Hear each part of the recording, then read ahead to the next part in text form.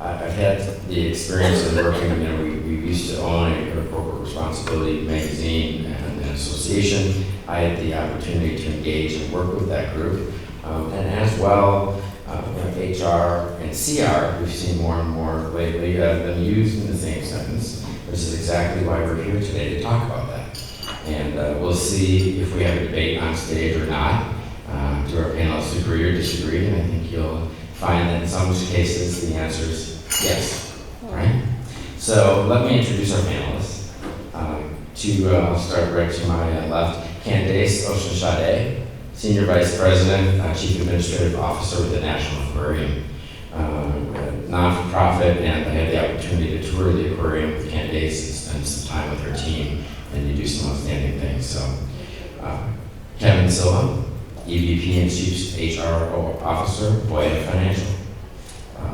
Leanne Baker, Chief HR Officer and Corporate Vice President at Cargill. And Max Langham, VP of HR and Chief Diversity and Inclusion Officer, Cintas. So thank you all for being a part of this panel. So let's just set the stage. The potential, the benefits of CSR to companies, they include many things, and many of the different sessions we've had here today or tomorrow. Better brand recognition, positive business reputation, increased sales and customer loyalty potentially.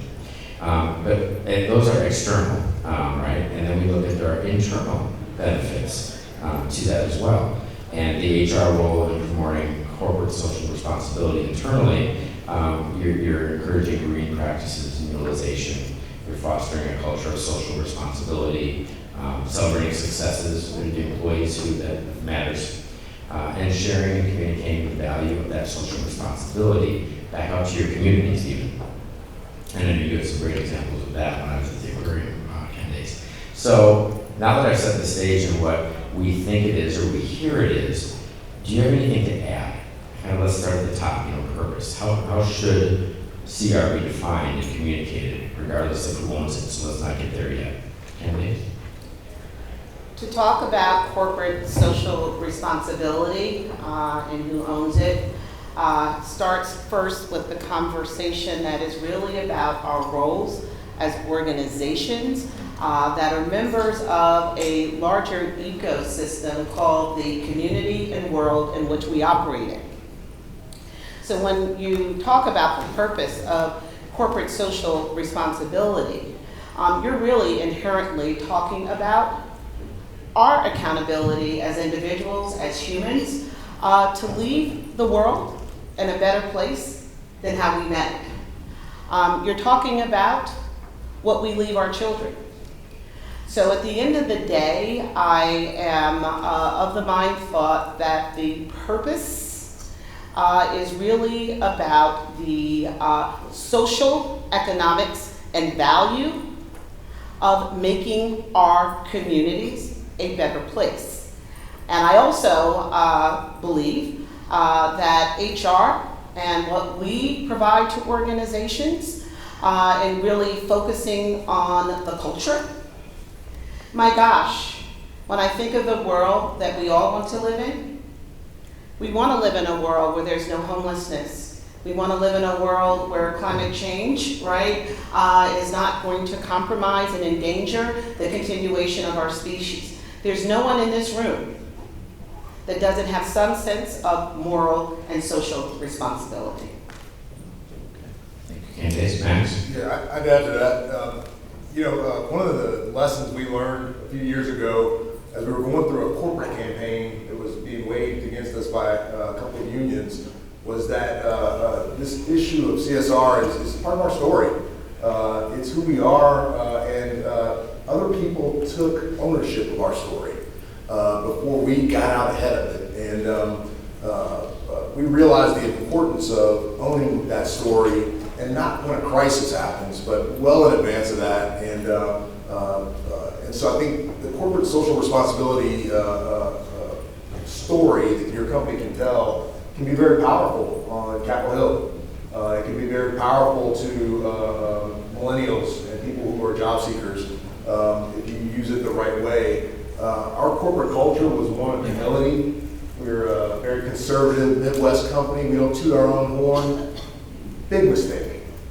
we needed to get out ahead of those folks who would wish to tell our story incorrectly to their own advantage and exploit it in ways that frankly were harmful to our stock price and harmful to our brand. And so we really came to realize the importance of corporate social responsibility and how it makes up part of our story as a business.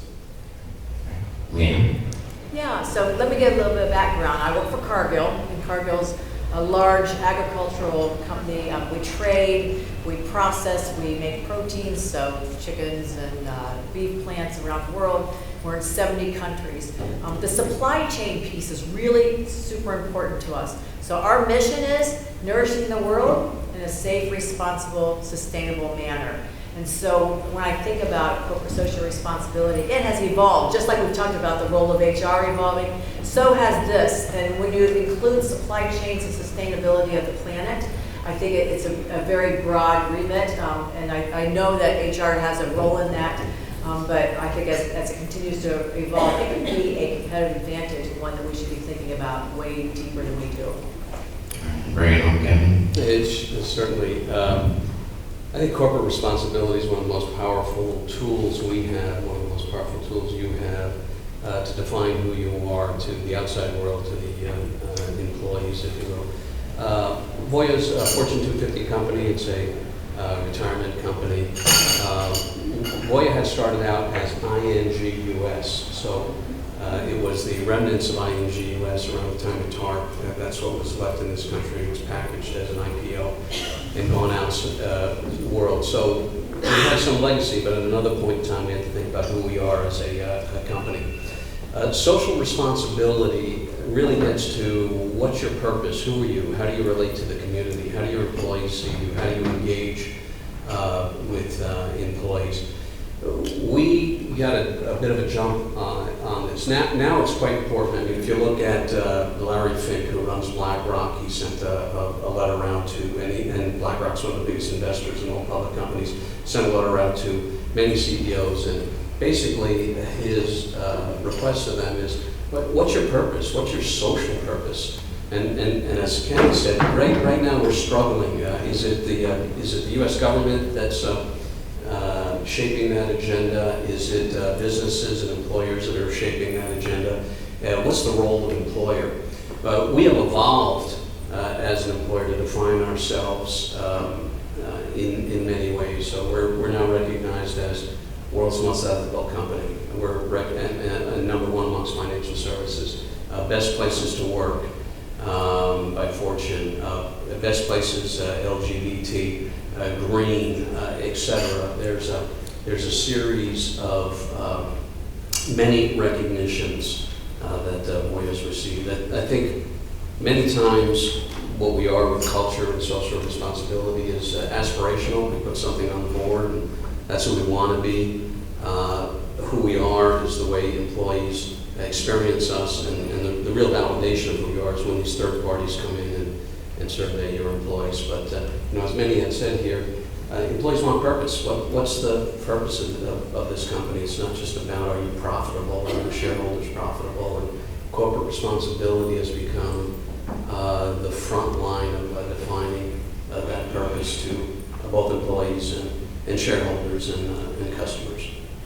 So, thank you for sharing and kind of setting the stage. So, let's dive into CR a little further. So, there's two functions, you can think of it, in that there's programming.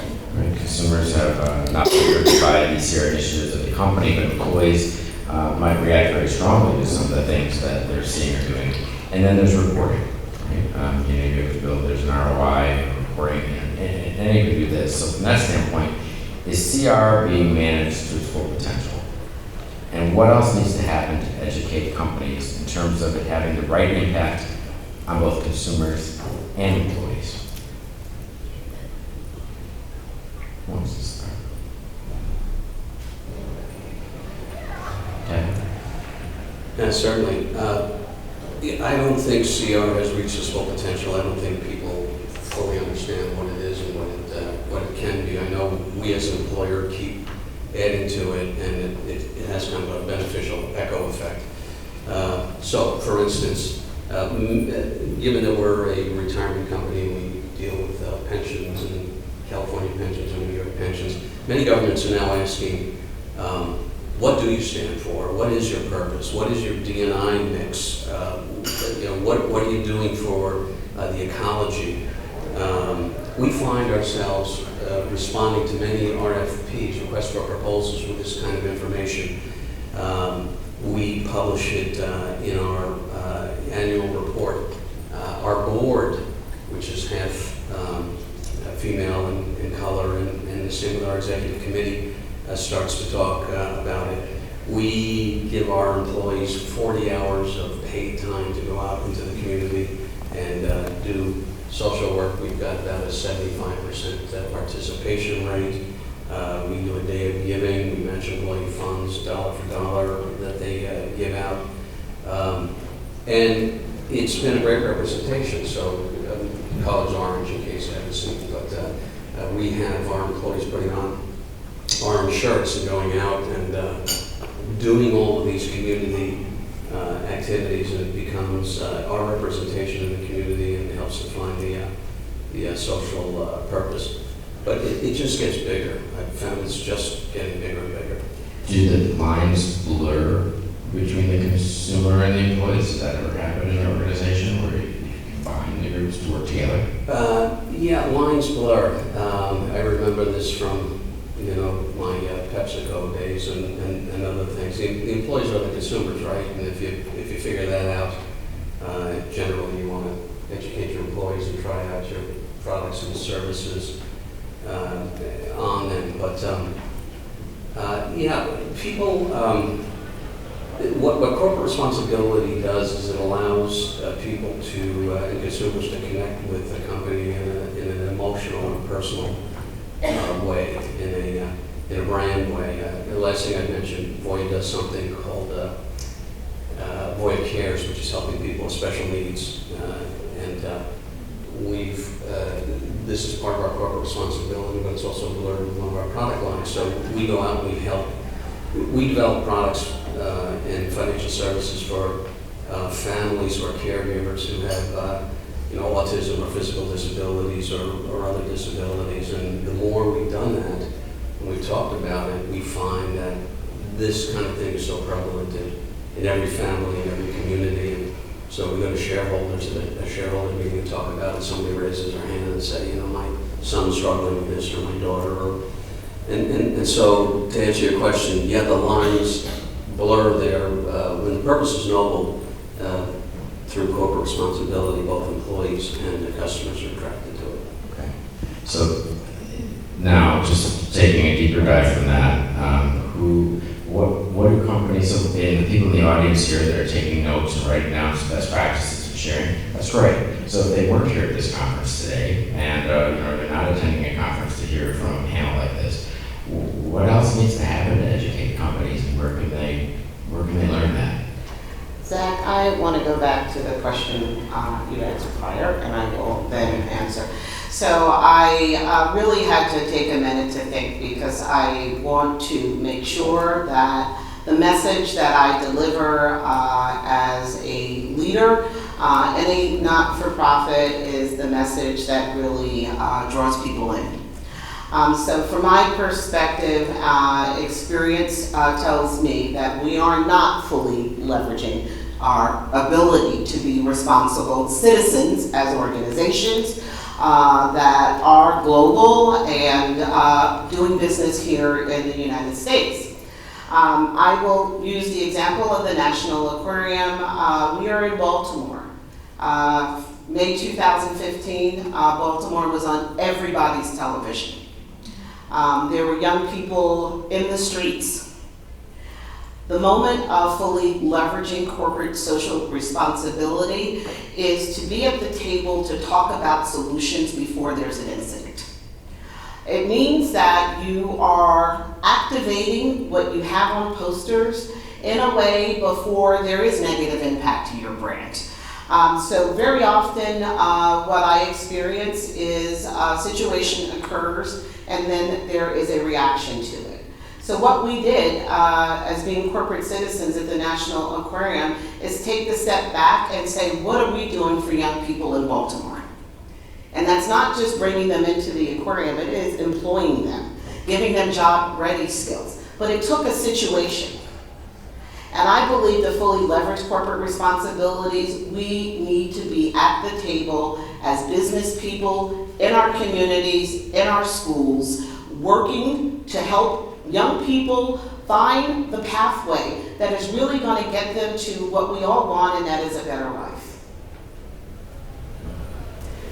So your second question, I just wanted to make sure that I got that message out. It's a good message. Let me add something to that, because I think that's an important point.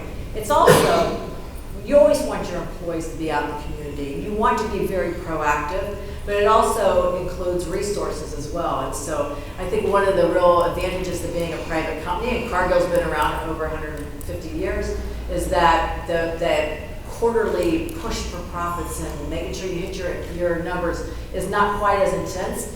And companies like Cargill feel in the DNA, and it comes from the family that owns the Cargill stock, we feel that need in the community. So I've been very fortunate. I was in Vietnam, very, very rural Vietnam, where Cargill employees had built and resourced the 75th school in that community.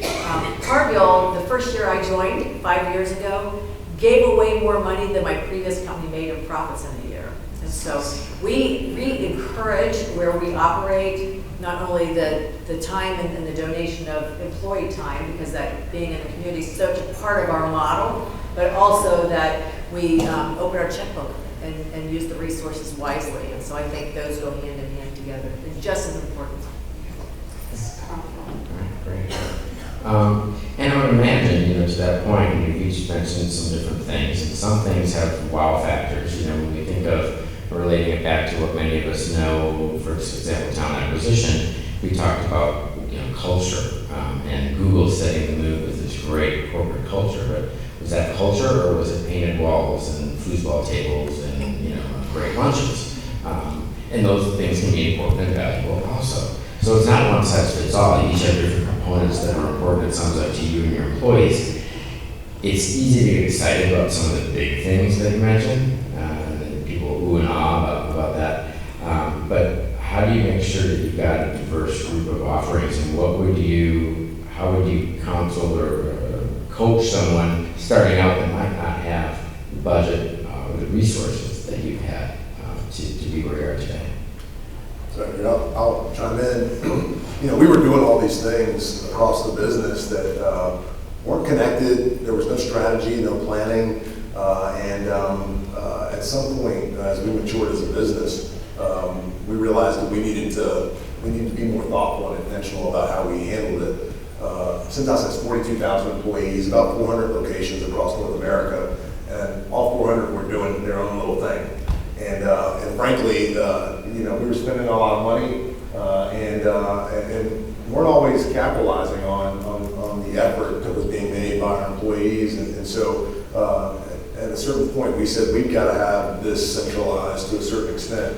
Not in a way that killed all the grassroots efforts, but certainly in a way that allowed the company to be able to leverage our image on social media, on our website.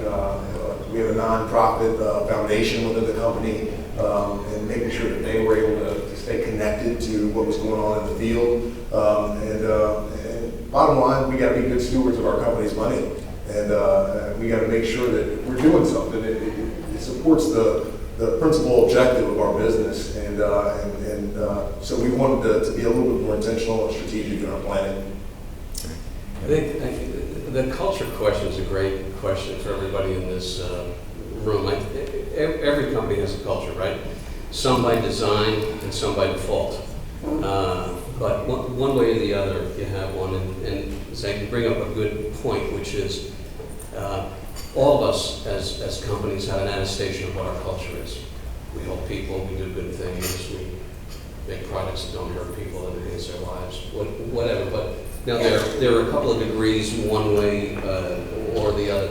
But that's really not the definition of culture. I think culture is the biggest accelerant of performance, of financial performance, especially nowadays. I think that declaration is the attestation and the aspiration of who we want to be.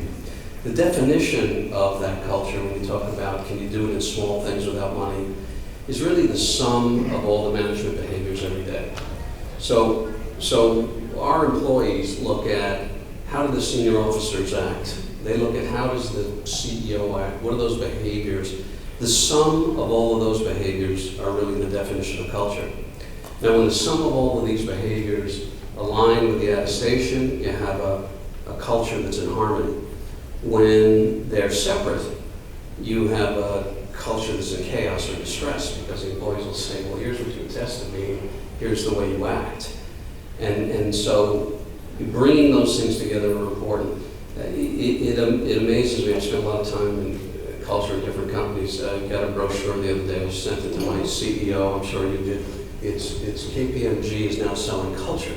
Well, I'm not disparaging it, but it's now a product. You can, if you don't have it, Accenture or KPMG or someone will come in and help you get it. If it was that easy, If right? it was that Only that easy. You know you can spend some money, but it is the magic ingredient of social. It's one of the components of social responsibility, and it is the accelerant of performance. So what's interesting, because I also saw that brochure and I looked at it and no disrespect to KPMG, but I chuckled. I had one of the moments of if it was only that easy. When I have conversations about culture with leaders, we talk about it in a way that it's something that can be packaged in a box that you can pull off of a shelf. And I always draw the correlation to a movie that I didn't understand until adulthood, and that is The Wizard of Oz. So The Wizard of Oz is about people seeking something that they already have. But someone has to tell you, right, that you have it. The lion was looking for courage, but the lion already had courage. And I often turn around to leaders, the aquarium and leaders that I work with. The culture of the organization is within you. It is as simple as thinking about not what you did the other day, whether you provide coffee, because I work in a not-for-profit. No, we don't have the money Google has to be able to create or manufacture experience, but what people remember is how they were treated. The small things that often don't cost you anything. So, so we might have had a shared chuckle about the same time in the day, yeah. Okay, great, thank you. So, what is the evolution of the span of control? Let's get back to the question we posed in the booklet here. Is CR the next logical step for HR? Here comes the debate. So the next logical step assumes that we're not in it now. Okay, so my language about what we do as HR professionals, and it's really my career journey, because I used to come on the stage and my title doesn't say HR, but I felt the need to say that I'm an HROD professional. I have now accepted that what we develop in the space that we play is the ability to get the best out of people. And that crosses many functions. So I self-describe now as a leader that can build and develop high-performing teams. In answer to the question specifically, social responsibility, whether it's called out as a separate function in your organization, is what we are doing already. You cannot have external social responsibility without being socially responsible internally, because that's when it's aspirational. So I don't know if we are ready to step in, because I'm going to tell you we're in already, whether it's in a job title or not. Love your passion. Next one, thanks. So I would say it depends on the company. So at Cargill, because we have this supply chain of moving grains, moving oils, proteins, etc. At any given day, we'll have 500 ships on the water moving stuff from a place of supply to a place of scarcity. it has to be, the true corporate responsibility has to be owned at the executive team level, because not one silo or function or business can really own it. It's across the entire supply chain. And so for us, I would say, I have a huge role to play. My team has a big role to play in terms of the culture and making sure that we're thinking through the right things, where we should be thought leaders. So, you know, for instance, Cargill's been a thought leader on deforestation and making sure that we're not burning down the Amazon forests or their jungles or burning palm plantations in Indonesia to plant more crops. So it's so big for a company like ours, it has to be owned across the whole executive team. I do think in some organizations, HR can own the CRPs. It's evolving, right? It's evolving. I'd echo Leanne. If you're a smaller business, and you're head of HR, you're gonna wear a lot of hats. That's just the reality of it. But as you grow, as you get bigger, I really believe it's got to be broken out. How many in here, by show of hands, ever feel like if they don't know what to do with it, stick it in HR? And that was the feeling that I had when I moved into the HR department, and we were talking about something that was hard to measure, was not well defined. I wasn't sure it was valued by our operations leadership. Our sales folks were selling on it, oftentimes making these attestations and RFPs that frankly scared the what I mean. And so I really feel like it's got to work across multiple disciplines within the business, legal, HR. We've got a procurement team that's involved, our corporate communications and marketing team are involved. So as we've gotten larger, we really had to be able to see the social responsibility image and story being really owned, co-owned throughout the entire executive leadership team. I think I have a similar answer. I think the answer is it depends. It certainly can align with HR, but all of us have different flavors. So can communication, so can a marketing function. Should HR have the facility and security function? So it's a little bit about passion. I think the secondary question, though, that any of the HR leaders have to ask is, can I add value?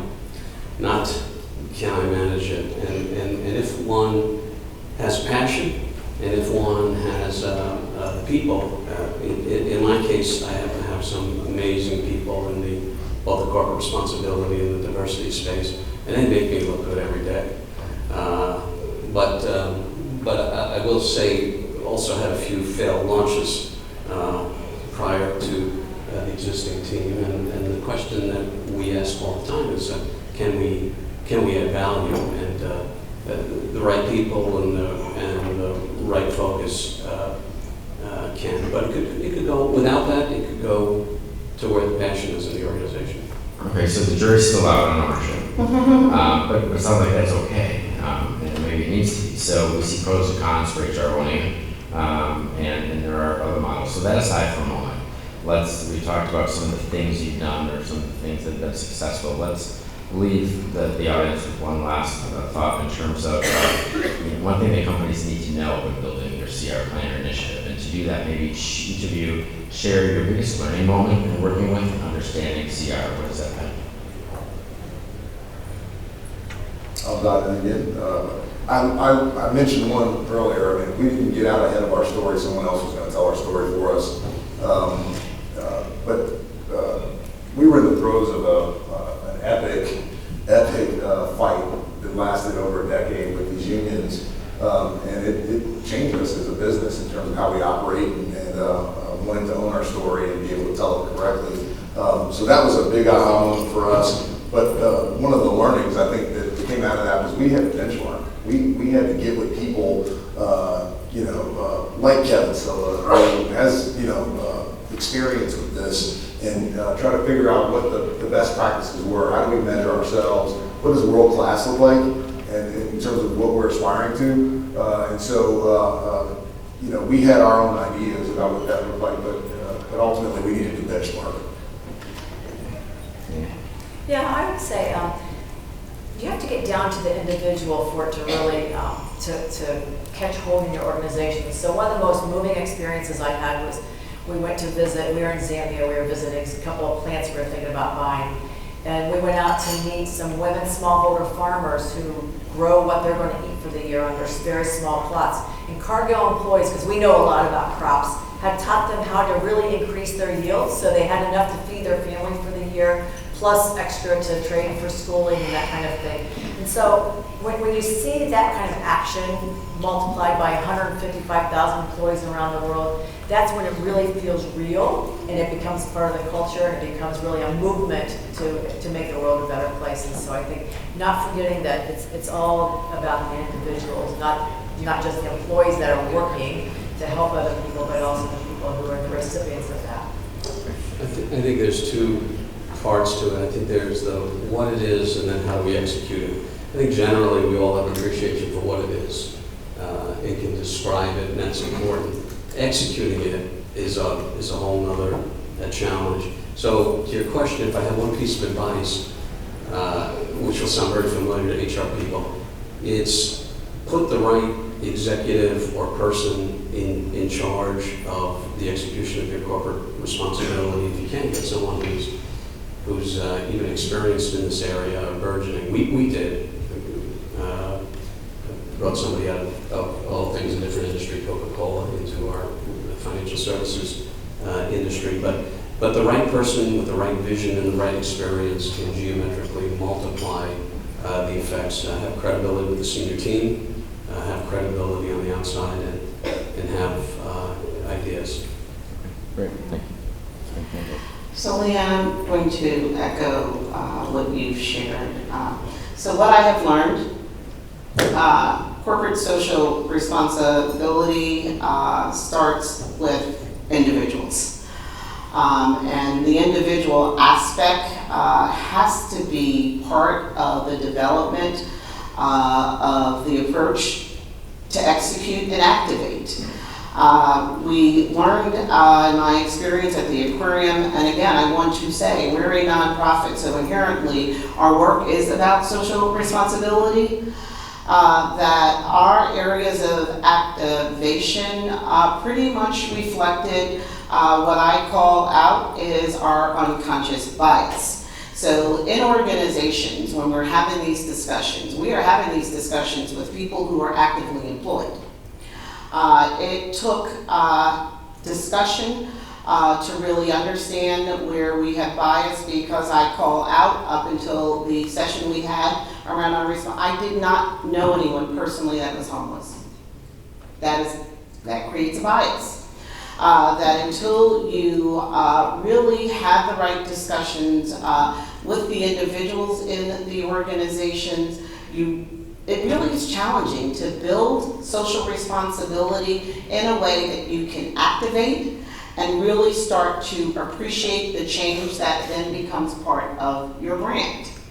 The other learning that's real important as a nonprofit, we hear from corporations all the time, and they want to activate social responsibility by putting their brand on something that we are doing. I will tell you, as a nonprofit, backdoor conversations, we will take your money, right? We will. But whether you are really getting the greatest value, right? If the only way you're activating is giving us money, that you're not giving us time, you're not giving us talent, treasure, and resources. Makes sense. Great.